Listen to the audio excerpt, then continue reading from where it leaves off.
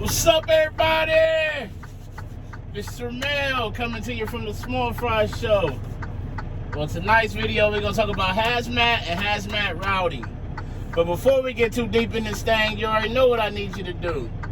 Make sure you like, comment, subscribe. Tell a friend to tell a friend to tell a friend to come join the family. Also, the views and topics expressed in these videos are mine and mine only. They do not represent the company that I work for. I am not a spokesperson for said company. Now that we got that out the way, happy Friday morning. We leave in Cleveland. Well, it's really Garfield Heights, Ohio, but it's the Cleveland terminal. We picked up one. We already had one. We heading back to Columbus and finish our week. We are done until Sunday. We are Sunday through Thursday. That's our schedule. All Friday night, Saturday night. Let's talk about hazmat routing. This is a good video and a good route for it because this load is placarded. This lead trailer is placarded corrosive 8. We are over the threshold for pounds for the corrosive 8. And if you look right here on this sign coming up, it says 77 South, but below that, it says HM with a red circle around it and a line through the H and the M at a diagonal. What that means is this is not a hazmat route. Hazmat is prohibited on this route. So I know you're probably like, well, if hazmat is prohibited on this route, you just said you got corrosive 8 on and it's placarded. Why are you on this route? There's an exception to that rule. And that exception is we are starting within the city of this route. So we are okay. Now, the company gives us routing, okay? But even though the company gives us routing, it's up to us to verify that routing. Now, if something was to happen and you got a ticket or something like that, and you were on their routing, they would own it. But that's still, you're still going to get the points for it because the officer ain't going to want to hear, well, the company gave me this routing and I'm following it. It's still your responsibility as the driver. So when I started working here and coming here, I was saying, man, hazmat is coming down this route. Why is it like this? Go to the company and like, hey, this is the route we use. It's good. But I wanted my own peace of mind, shall I say. So I actually called the DOT for up in this county, in this area, and spoke with him directly myself. The state DOT officer, the PUCO officer.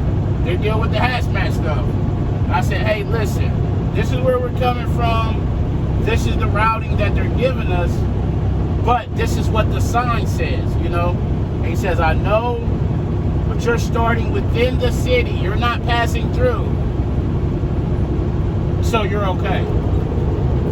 You're fine. So, okay, cool. Now, another officer may not feel that way, though, because it's all in their discretion. And if so, you have to go through court process, argue and things like that. But it's still your responsibility to verify the hazmat that you have on by looking at the paperwork. We get something called an enforcer card that shows us what placard should be on there, but that's only as accurate as the person that's entering it. If a number's off or a mistake's made, you may very well have the wrong placard. So it's up to you to look at the actual manifest and verify that. Our hazmat stuff comes with the manifest from the shipper that tells you what you need. The same as we got a route that a lot of them, it's like every 30 minutes that goes from Columbus, Ohio to Bedford, Pennsylvania. They be the Harrisburg driver. Well, to get to Bedford on 76, the turnpike, you got a couple tunnels. Now, Pennsylvania has it on their website. They have an actual website that will tell you what's allowed through the tunnel and what's not. So if you have, let's say for example, anything in, I don't want to say anything in bulk, but I'm pretty sure it's anything bulk. Anything like bulk flammable, bulk corrosive, dangerous when wet. That stuff cannot go through the tunnel. You have to get off and go around. Get off at excuse me, it's been a long week. Get off at Somerset and take the back way. So, but that's your responsibility to know that you have that, and they can't ride through there. Because you go through there and get in trouble, you get caught, and man, I'm trying to tell you, you ain't gonna want the ticket that's gonna be involved with it.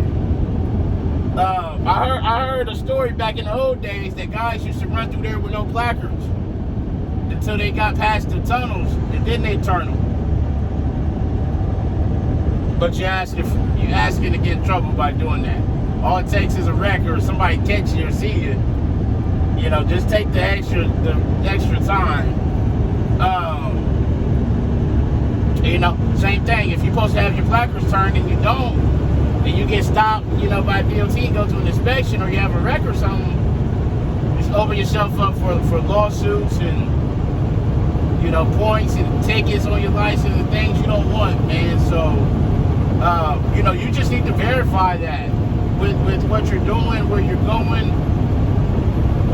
Columbus has a hazmat route, I-270. The sign says no through hazardous carriers. No through hazmat loads, which means they don't want you passing through. But once again, that's your own interpretation. That's not, I mean, let me clarify that. That's not your own interpretation. That's whatever officer's interpretation. And I actually read something that kind of made me think deeper. I had actually called down to the Columbus Police, their freeway division, left a voicemail. They never called me back, but to say, hey, are we permitted to come into the city or no? You know, our terminal is within the circle 270, you know. But I actually had read an article that a guy had got a ticket with a hazmat load, and that the issue was that hazmat wasn't destined for Columbus. So like he had a two-part load. Like he had a load for Columbus and a load for Cincinnati. Well, the Cincinnati part was hazmat, but the Columbus part wasn't. He came in, delivered to Columbus, and then got stopped within the city. And they asked him, you know, why? Let me see your paperwork. Why are you in the city? You're going to Cincinnati. And he explained to him, hey, well, I'm just delivering in Columbus a non-hazmat part, you know. And they still gave him a ticket, and the judge actually upheld the ticket because they were saying basically like he should have offloaded the hazmat outside of Columbus, delivered, and then came back, picked that up, and then went on his way around 270. So, you know, with LTL, we are hauling stuff for, you know, you can have a trailer with 12 different locations on it. But that's going to be going to Columbus for a relay, which means it's coming in but not being touched. So would an officer look at that and say, hey, let me see your hazmat paperwork? Well, you're going to the terminal in Columbus, but this is for California. It's not for Columbus. And so those are the things you got to kind of think deeper on and say, man, okay, will they look at it like that? It's, you know, I don't know. But when you're dealing with hazmat and things like that, it's better to be safe than sorry. Because every officer has their own interpretation of the law, whether it's true or not. And that just pushes you through the inconvenience of going to court, fighting it, and then, you know, the judge got his own interpretation and things like that. So you could very well be fighting a losing battle, and you don't want to start racking up tickets on your license, let alone hazmat tickets. So you need to look at your routing, and if you're passing through a metropolitan city, do they have a hazmat routing? Is there tunnels on your route?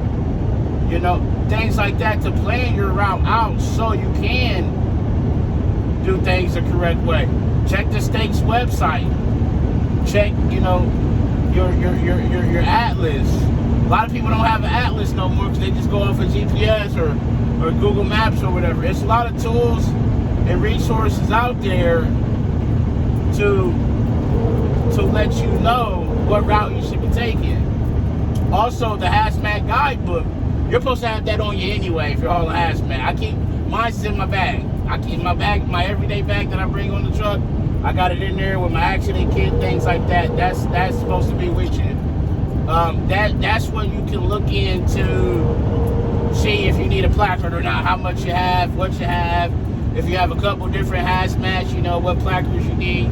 Some of that stuff, if you have like corrosive and like flammable, you can use dangerous, stuff like that. I don't really like using the dangerous because it's just vague, man. It's vague. To me, it gives them a reason to stop you and see exactly what you do have.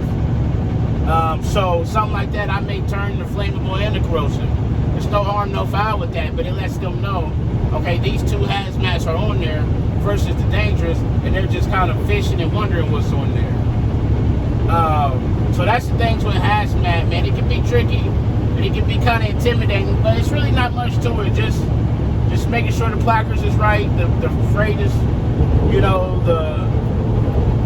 if you have bulk hazmat, you have to have the UN numbers on whatever class it is, making sure the class is right. I've picked up a relay trailer, actually from Cleveland. It was the correct UN number, but the wrong class. They had made the placards.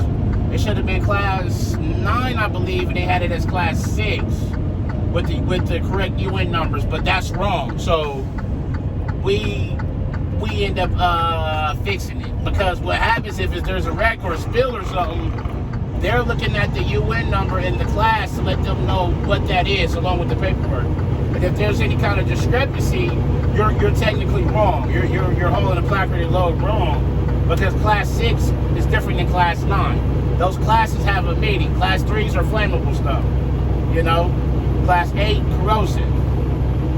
So those classes are important because it groups those hazmats together and it lets them know how to respond when an emergency happens.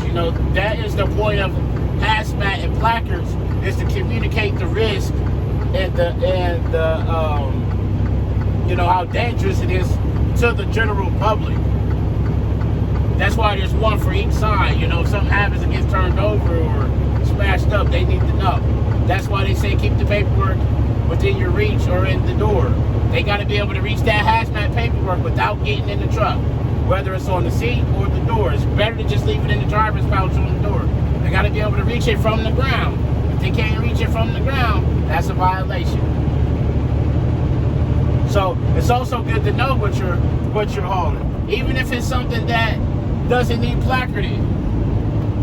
It's good to know. That way, if something happens, hey, I got in a wreck, boom. Okay, man, I don't. It wasn't placarded, so I don't know.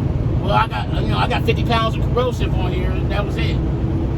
Boom. That helps them say, okay, well, we good. We know how to respond. We can proceed if it's a brake fire or a trailer catch on fire, any of that stuff. The more you know, the better.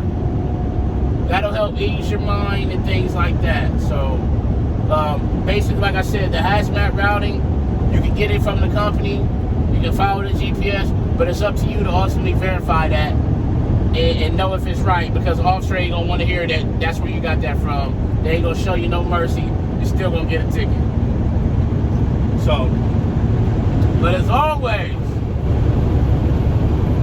make sure you arrive to your pickup and your delivery on time and safely. Call your loved ones, tell them you love them. Love on somebody today. But most importantly, be the reason that somebody smiles today. The world needs it now more than ever. It's Sir Mail coming to you from the one and only Small Fry Show. I'll see y'all next week. And I'm out. Peace.